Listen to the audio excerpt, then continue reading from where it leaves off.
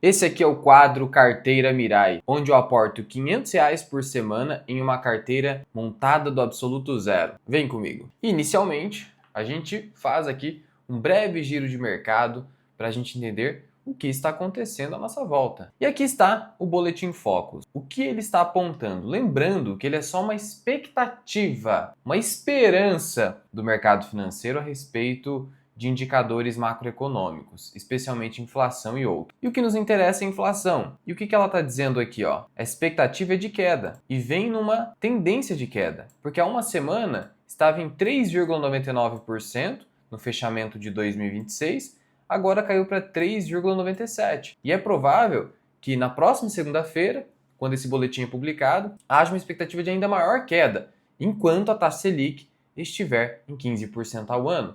Sendo o que, vamos lembrar, na última reunião do Copom, e você pode pegar a ata no site do Banco Central, ficou registrado o seguinte, que a gente pode começar a flexibilizar esse ciclo de aperto monetário, ou seja, de juro muito alto, só que com cautela, para ir acompanhando o andamento das coisas, porque é um alto comprometimento com a meta de inflação, que é de 3%, não é 4,5%, como você poderia pensar inicialmente. O câmbio, a expectativa é de fechar a 5,50, está 5,20, vamos até pegar o preço exato agora, e nesse momento está 5,18, uma queda acumulada no ano de quase 6%, nos últimos 12 meses a queda é de quase 10%. E caso você não saiba, um dólar em queda ajuda a conter a inflação, porque parte do aumento dos preços decorre de um dólar mais caro, já que muitos insumos são dolarizados. Então, é o tipo de variável macroeconômica que atinge o produtor, só que consequentemente atinge o consumidor, porque o produtor repassa, na medida do possível, o aumento de preços nos seus produtos. E aí o consumidor acaba pagando por isso. Mas na medida do possível, nem sempre dá para repassar tudo. Mas como há uma queda aqui, ajuda a conter o aumento de preços generalizado na economia. Não à toa que o IGPM, que é mais impactado do que o IPCA em termos de variação cambial, dólar, ele está com fechamento projetado inferior ao IPCA. Portanto, tudo isso aqui reforça que sim, teremos Selic caindo. Até onde? Ninguém sabe. Óbvio que a expectativa do mercado está na casa dos 12, tem instituição financeira até abaixo de 12, particularmente acho difícil ir muito além de 13, porque a responsabilidade fiscal continua sendo o patinho feio aqui que impede uma flexibilização monetária mais potente, digamos assim. Títulos públicos, lembrando que em março a gente vai começar a ter a reserva de emergência do Tesouro. Bacana, porque o que vai acontecer? Vai continuar existindo o Tesouro Selic, e agora a gente só tem um vencimento disponível, o 2031. Só que tá vendo essa taxa que além da Selic, ela não vai existir. E por quê? Para evitar a marcação a mercado. Por mais que o Tesouro Selic tenha uma marcação a mercado quase imperceptível, ela existe. Então, para você ter um título ideal para a reserva de emergência, onde não há nenhuma submissão à marcação a mercado, o governo está criando e planeja implementar a reserva de emergência do Tesouro. O que vai poder acontecer? Já até falei sobre isso em outro vídeo. Olha, pode acontecer uma certa evasão da poupança e até de outros investimentos bancários. Contas remuneradas provavelmente vão precisar aumentar o seu custo de funding, porque vão precisar oferecer taxas maiores, mas eu vejo muito mais a poupança perdendo dinheiro, porque não vai fazer sentido. Agora o governo me dá uma reserva de emergência, então vai ser algo positivo para os investidores. As taxas dos títulos públicos caíram, pré-fixado agora abaixo de 13,5%, IPCA com novo vencimento, IPCA mais 7,61%. Luan, por que tem um novo vencimento aí? Tem aqui 2037? É o governo rolando dívida. Caso você não saiba, como que o governo consegue estender o prazo da dívida? Emitindo novos títulos, com novos vencimentos. Porque eu tenho aqui uma dívida que vai vencer daqui 2, 3 anos, por exemplo. O que eu faço para garantir caixa hoje para e jogando para frente? Eu emito uma nova dívida com vencimento mais alongado. É assim que funciona. Dívida pública não se paga, se rola. Por mais que isso não deveria ser assim, mas é a realidade. Estamos aí com a agenda de resultados. Aqui no Investidor 10 você tem a agenda de resultados. Sobre fundos imobiliários, tem uma planilha gratuita aqui na descrição. E o que acontece? Tivemos resultado de Itaú, que foi muito bom. Home foi ok. Porto Seguro foi bom também. Excepcional foi Itaú mesmo. Bradesco foi bom. Brasil Agro foi ok. BR Partners, fraco, mas é por conta do ciclo de alta do juro brasileiro. Multiplan, muito bom. Banco ABC, bom também. São Martin, ok. Açúcar, tá complicado. BB Seguridade, ok. Motiva, não acompanhei. TIM, veio bom. Suzano, reportou, vamos comentar mais a respeito disso. BTG foi excepcional. Pine foi bom também, mas eu vou trazer ali uma atualização. E tivemos Klabin agora de manhã, na data de gravação desse vídeo. Sobre os principais resultados, eu gravei vídeo, por exemplo, de Home, analisando o Home, gravei vídeo de Multiplan, gravei de Banco ABC e BTG Pactual. E ainda gravei aqui um vídeo. Todos os bancos ficaram caros na Bolsa de Valores? E aqui eu citei Banco Pine, gente, tá muito caro, tá caríssimo. E aí eu vou te mostrar aqui uma notícia. Mas eu também trouxe relatórios de análise. Do Itaú, eu escrevi um relatório. Porto Seguro, relatório. BR Partners, relatório.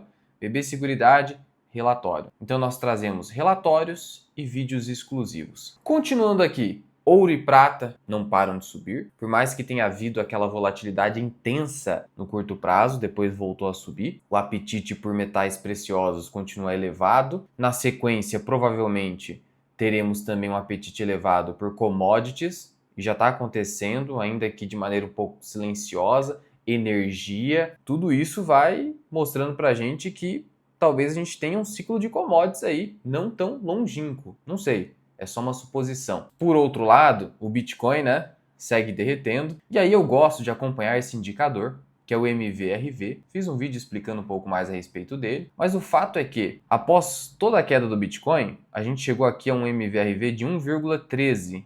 Um patamar extremamente baixo, sinalizando pouco lucro a ser realizado na casa dos 60 mil dólares. Mas o bear market ainda não se reverteu e pode ser duradouro, ninguém sabe. De todo modo, nessa região de preço aqui, começa a ficar mais interessante. Mas deve testar aí, por conta da liquidação massiva que está havendo nesse mercado, abaixo dos 60. Portanto, cautela porque a faca parece estar caindo ainda. E falando de criptomoeda, o governo parece que vai propor IOF, que é o Imposto sobre Operações Financeiras, de 3,5% sobre a compra de criptoativos. Qual que é a ideia aqui do governo? Vamos equiparar com investimentos no exterior, onde você tem que fazer pagamento de IOF ao fazer o investimento, ao fazer o câmbio. Ah, mas investimento é 1,1%? Pois é, deveria, mas eles querem colocar a alíquota máxima. Então, se fosse simplesmente por equiparação, 1,1%. Aqui, na verdade, basicamente, parece ter um intuito arrecadatório, o que não deveria ser com o imposto sobre operações financeiras, mas na prática acaba sendo. Não ter intuito arrecadatório, Luan? Claro, todo imposto que arrecadar. Pois é, existem impostos na economia que são extrafiscais. São impostos em que você não tem o intuito primário, pelo menos, de arrecadação, mas sim de regulação de mercado. Mas aqui não parece ser o caso. Ainda mais por você estar colocando uma alíquota desse tamanho aqui, de 3,5%. Isso aqui pode afastar investidores brasileiros de criptomoedas em corretoras nacionais, que vão ter desvantagem, porque se eu investir através de outras corretoras que não permitam o Pix, como é que vai ficar? Como é que eu vou cobrar esse imposto? Dificilmente vai ter cobrança. E aí você vai afastar gente de investir em empresas brasileiras de criptomoeda. Vamos esperar que isso aqui não passe. Passando agora para caso Banco Master, BRB. Olha, o BRB está desabando. Só para você ter uma ideia, do topo de 2021, vou pegar os últimos 5 anos, a queda é de 91%. Mas quando você pega o máximo aqui, você vê que a ação chegou a mais de R$50, depois derreteu. Não parece informação privilegiada? Algo vai estourar. Vamos esticar esse preço depois de desovar. Parece, pelo menos parece. O fato é que o Banco de Brasília provavelmente vai ter que receber um aporte de 5 bilhões de reais. Então o governo vai receber aporte na prática. Nesse sentido, banco estatal é muito provável que quebre, porque ele recebe aportes do governo que tem uma fonte inesgotável de dinheiro, que é o bolso da população. Então, eu não ficaria excessivamente preocupado se você tem CDB do Banco de Brasília. É só essa mensagem, que deve ter socorro aí. Mas, no futuro, evitar depois de toda essa polêmica. Falando disso, o FGC aprovou novas regras para recompor o caixa após o rombo do Banco Master. Por mais que o FGC tenha suportado tranquilamente o rombo do Banco Master, ainda assim agora tem um desfalque que precisa ser recomposto. Por quê? Porque pode acontecer o quê? Outra quebra. É imprevisível, sendo que essas mudanças podem gerar um aporte adicional contra o sistema financeiro de até 55 bilhões de reais. Uma das medidas, por exemplo, é uma alíquota adicional de 50% sobre o valor pago anualmente, caso você não saiba. Todos os integrantes do sistema financeiro precisam contribuir para o FGC. Esse dinheiro não vem do nada, vem das contribuições das instituições financeiras participantes. E aí você pode ser chamado aqui a fazer um aporte adicional a título de contribuições. E os bancos, claro, estão apresentando aí uma alternativa. Isso aqui ainda vai ser discutido, mas o fato é que algum dinheiro será retirado dos bancos e dificilmente o consumidor, o contribuinte, não vai pagar a conta. Porque você acha que o banco e os bancões vão suportar esse prejuízo do Banco Master, assim, sem mais nem menos? Pois é. A tendência, acredito eu, é de o FGC cada vez mais no futuro ser restritivo, chegando talvez ao cúmulo de só ressarcir o principal, sem os juros, em caso de quebra de instituições financeiras. Não sei, mas oba-oba gera isso. Uma hora a casinha, a festinha acaba, né? Então não tem jeito. E falando aqui do Banco Pine, queria voltar nesse assunto, ele tá lucrando forte, tá indo muito bem, maravilha. Mas aí olha só, oferta de ações no radar. O que é isso? Fazer follow-on, emitir novas ações, captar dinheiro dos investidores. E por que o banco está querendo fazer isso? A justificativa é a seguinte: queremos aumentar a liquidez, mas sempre é essa a justificativa. Nunca vou falar a verdade, que é o quê? A ação tá cara. Se tá cara, vamos emitir ação, captar dinheiro lá nas alturas. E aí a ação derrete. É isso que eu falei no vídeo anterior. Raizen perdeu o grau de investimento. Todas as agências de classificação de risco aí rebaixaram o rating, que é a nota de crédito da empresa. E por quê? Porque eles estão aí buscando medidas para dar um jeito nesse endividamento aí gigantesco. Então a casinha aqui tá complicada também. Eu já falei em outro vídeo que há sim esperança para a Raizen, mas o remédio deve ser amargo, vai ser bastante difícil e, por hora, não há luz no fim do túnel, né? Por hora, só tem aí rebaixamento de nota de crédito. Então, o investidor de Raizen vai precisar ter muita paciência. Inclusive, a ação aí agora uma pena estoque já há algum tempo. Agora, falando aqui de ações da nossa carteira. Lembrando que a gente investe ali pela EQI, parceira do canal. Tem link aqui na descrição para você abrir sua conta. BB Seguridade.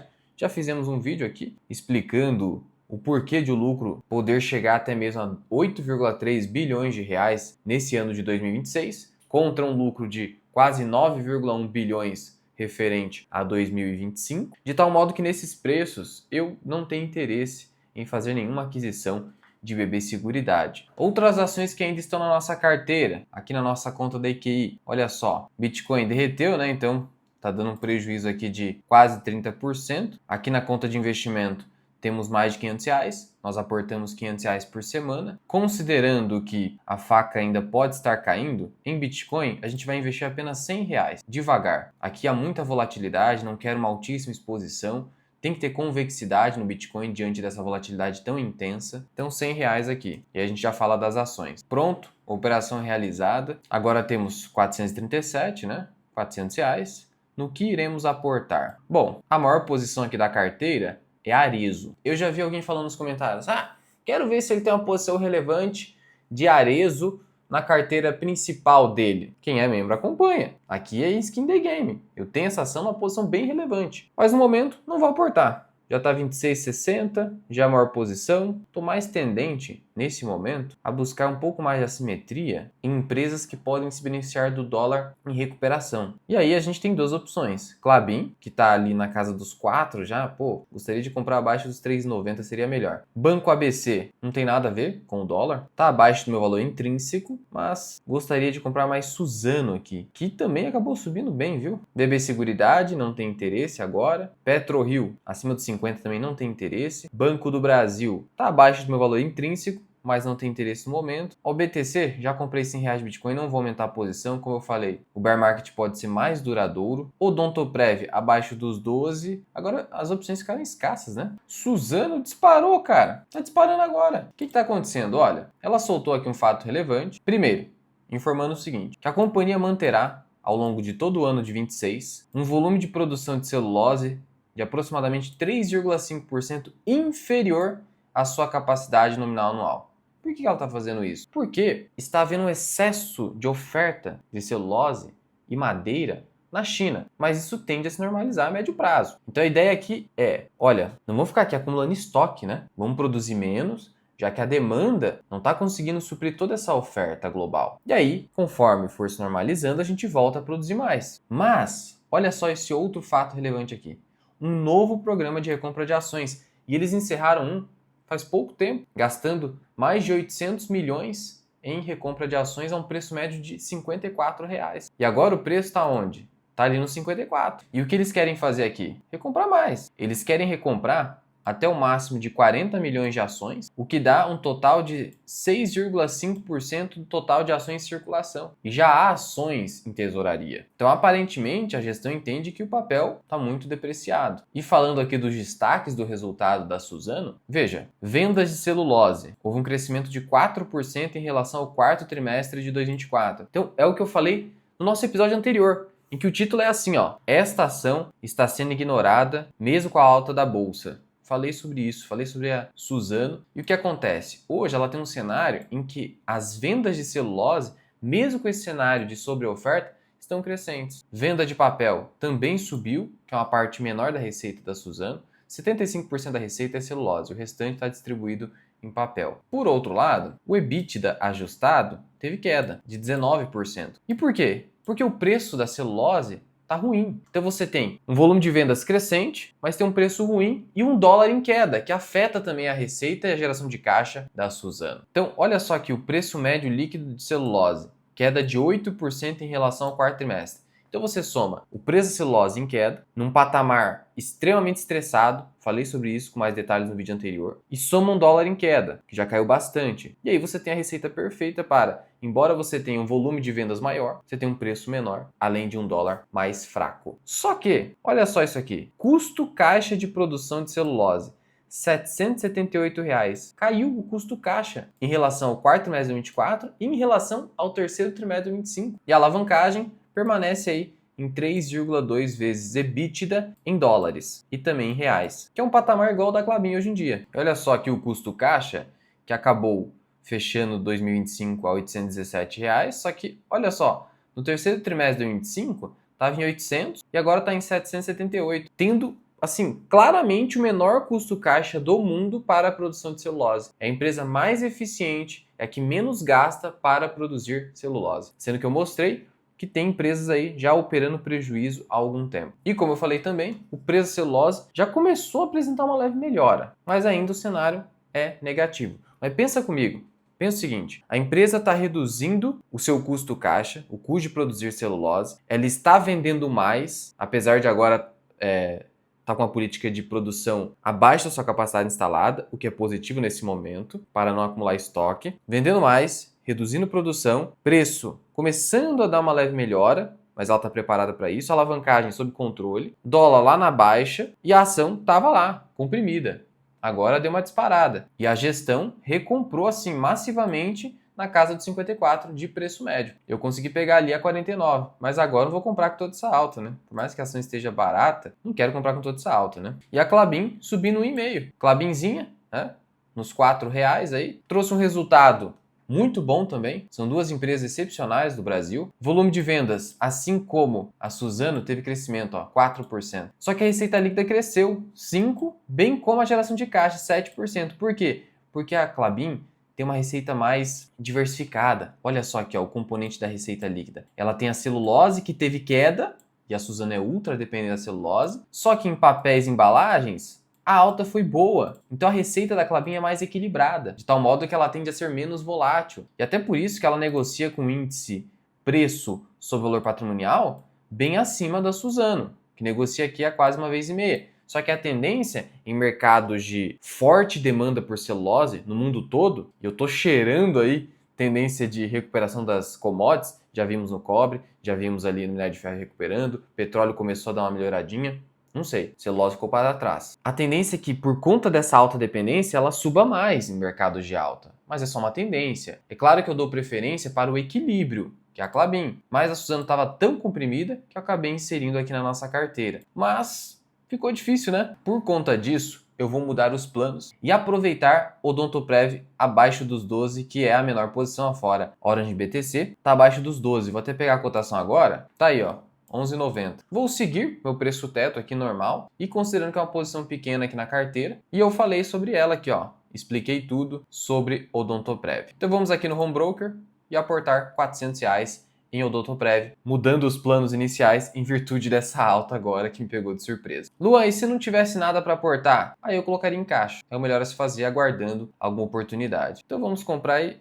Não dá para comprar 100 ações, colocar o F na frente. Então a gente vai comprar aqui 35 ações. Tá 11,90, né? Vou colocar o preço aqui. Continuar, registrada. Tá aqui a 11,90, 35 ações. Executado. Pronto. Finalizamos o aporte semanal. Lembrando que a gente utiliza aqui a EQI, parceira do canal, corretora muito segura. O BTG é sócio. O link está na descrição, tem QR Code também na tela. Agora eu quero saber a sua opinião. Você acha que a Suzano vai dar novamente uma oportunidade? Ou que a mola estava tão comprimida que agora não volta mais? O que você acha? E aqui em cima eu vou deixar o episódio anterior do nosso quadro Carteira Mirai.